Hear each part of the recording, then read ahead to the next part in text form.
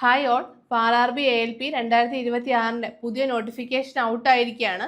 അപ്പോൾ നമുക്കറിയാം ഇന്നു തൊട്ടാണ് നിങ്ങൾക്ക് ALP ആപ്ലിക്കേഷൻ നിങ്ങൾക്ക് അപ്ലൈ ചെയ്ത് തുടങ്ങാൻ പറ്റുന്നത്. അതായത് 15/5/2026 മുതൽ 14/6/2026 വരെയാണ് നിങ്ങൾക്ക് ഈ ഒരു പോസ്റ്റിനായിട്ട് അപ്ലൈ ചെയ്യാൻ സാധിക്കുക. നമ്മൾ ഇതിൻ്റെ എക്സാമിനേഷൻ്റെ പാറ്റേൺ, അതായത് എത്രത്തോളം സ്റ്റേജുകൾ ഉണ്ടെന്ന് നോക്കുകയാണെങ്കിൽ നിങ്ങൾക്കറിയാം CBT 1 ഉണ്ട്, CBT 2, പിന്നീട് CBAT ഉണ്ട്, പിന്നെ ഡോക്യുമെന്റ് വെരിഫിക്കേഷൻ, മെഡിക്കൽ എക്സാമിനേഷൻ. ഇങ്ങനെയാണ് ഇതിൻ്റെ ഒരു റിക്രൂട്ട്മെന്റ് പ്രോസസ്സ് കടന്നു പോകുന്നത്. അപ്പോൾ നമ്മൾ പ്രീവിയസ് ഇയറിലെ സിലബസിൽ തന്നെയായിരിക്കും ഇത്തവണയും എക്സാം നടക്കുക എന്നുള്ള രീതിയിലായിരുന്നു നമ്മൾ പ്രതീക്ഷിച്ചിരുന്നത്. പക്ഷേ ഇത്തവണ കഴിഞ്ഞ തവണത്തേക്കാൾ കുറച്ച് ഡിഫറൻസും കാര്യങ്ങളൊക്കെ ഉണ്ട്. അപ്പോൾ അത് നമ്മൾ മെയിനായിട്ട് നമ്മൾ നോക്കുകയാണെങ്കിൽ, അപ്പോൾ മെയിൻ ഡിഫറൻസ് നമ്മുടെ വേക്കൻസിയിൽ തന്നെയാണ്. കഴിഞ്ഞ തവണ 9,970 ആയിരുന്നു, ഇത്തവണ 11,127 ആണ് വേക്കൻസി എന്ന് പറയുന്നത്.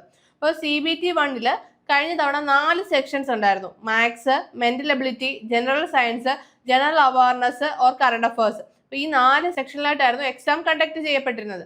പക്ഷേ ഇത്തവണ maths, mental ability, general science ഈ 3 സെക്ഷൻ മാത്രമേ CBT 1 GK അതായത് ജനറൽ അവയർനെസ് പാർട്ട് റിമൂവ് ചെയ്യപ്പെട്ടു CBT 1 നിന്ന്. അതൊരു എടുത്തു പറയേണ്ട ഒരു പോയിന്റ് തന്നെയാണ്. CBT 1 സിലബസിൽ നിന്ന് ജനറൽ അവയർനെസ് ഒഴിവാക്കിയിട്ടുണ്ട്. പിന്നീട് CBT 2 വരുമ്പോൾ നമ്മൾ CBT 2 part A, part B അങ്ങനെ 2 പാർട്ടായിട്ടാണ്. അത് പാർട്ട് Bയിൽ നിങ്ങളുടെ ട്രേഡ് ഏതാണോ അതുമായി റിലേറ്റ് ചെയ്തിട്ടുള്ള ക്വസ്റ്റ്യൻസ് ആയിരുന്നു വരുന്നത്. അത് ക്വാളിഫയിങ് നേച്ചർ ആയിരുന്നു.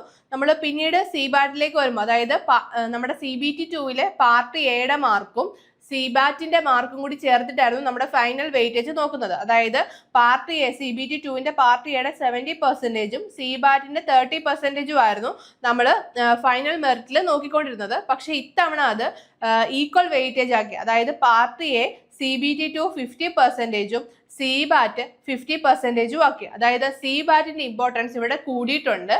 അപ്പോൾ CBAT നേരത്തെ 30% ഉള്ളായിരുന്നു, പക്ഷെ ഇത്തവണ അത് 50% ആക്കി മാറ്റി. അപ്പം CBAT നിങ്ങൾ അത്ര ഇമ്പോർട്ടൻസ് കൊടുത്തുകൊണ്ട് തന്നെ വേണം നിങ്ങളുടെ പ്രിപ്പറേഷൻസ് മുന്നോട്ട് കൊണ്ടുപോകാനായിട്ട്.